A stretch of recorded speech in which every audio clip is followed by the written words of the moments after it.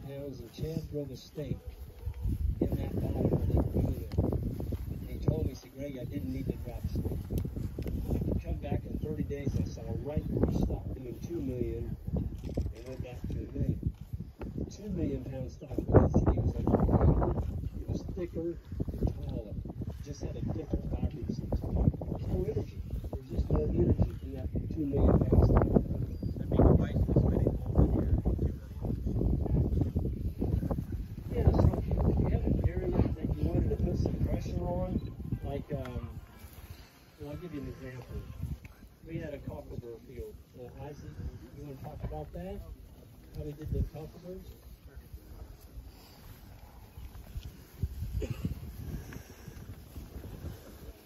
We had about a 40-acre patch of cockleburs. We messed up. So we had I think it was a 4-inch rain in the span of like 12 hours.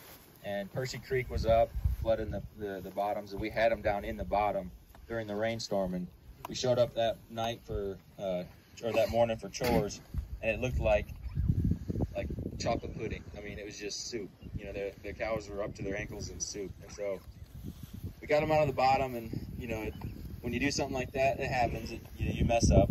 And so we were anticipating what was going to come up in that spot the next rotation, and we could see, when we came up to Doc's Hill, we could see something green down there. I'm like, oh, maybe that's a giant ragweed. Greg's like, nope, that's cockleburs.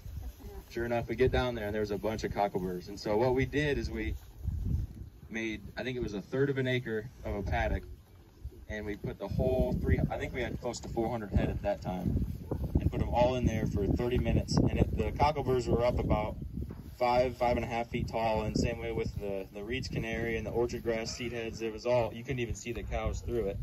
We turned them in there, and we left them in each 1/3 of an acre for 30 minutes, and where we had those cockleburs. And they came in there and they ate all the grass underneath and trampled almost all of the cockleburs down on the ground. And the next rotation we came through, well, I think you came and rush hogged it after that too, just to make sure they knocked them down. Yep. And we didn't have any more coming. I mean, we had a few coming up after that, but we put some cereal rye down too. After that rotation. And now today you wouldn't even be able to tell where it's at. So. Have you ever had any success trampling seed? What's that? Have you ever had any success trampling seed? No, I've tried that. I got into that cover crop thing.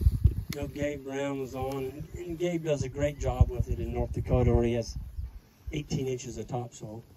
Here, we don't have that. I tried it, though. I put down a 9-way blend in front of my cow mob and mobbed them up like this, and it was wet. I didn't get anything. I mean, I could count the seeds I got planted. I just didn't. But I did no-till drill in some cover crop, and I did it in July after we had a lot of rain, and I got a pretty good stand.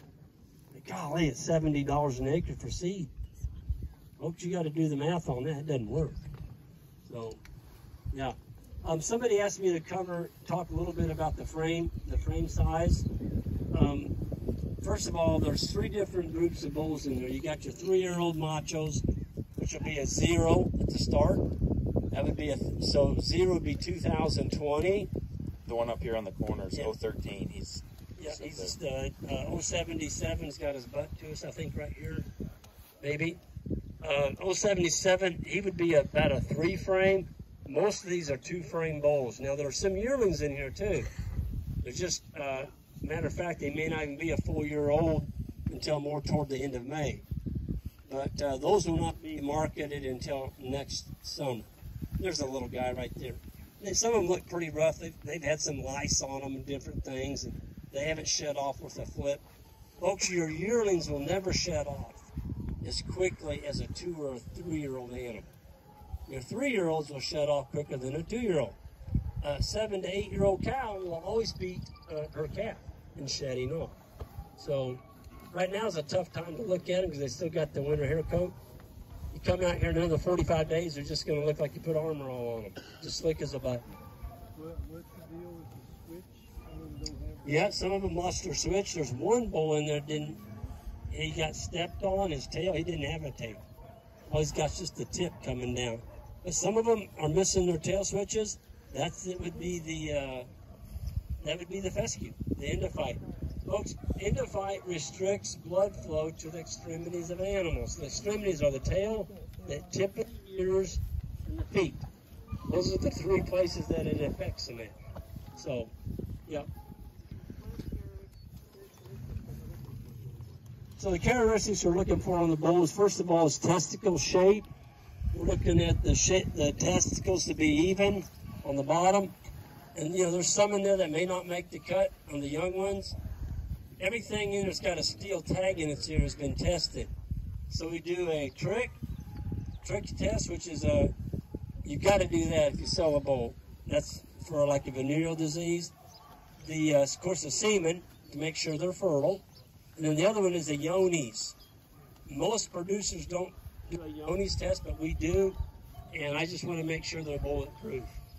So those are the three health tests that we do on our bulls. And that metal ID tag, you got to have that in there if they go across state lines.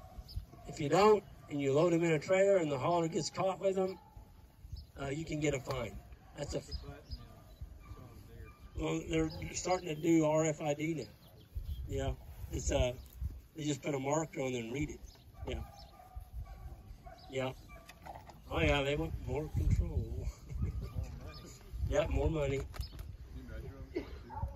What's that? No, well, yeah, all the testicles, of course, that's part of your semen check.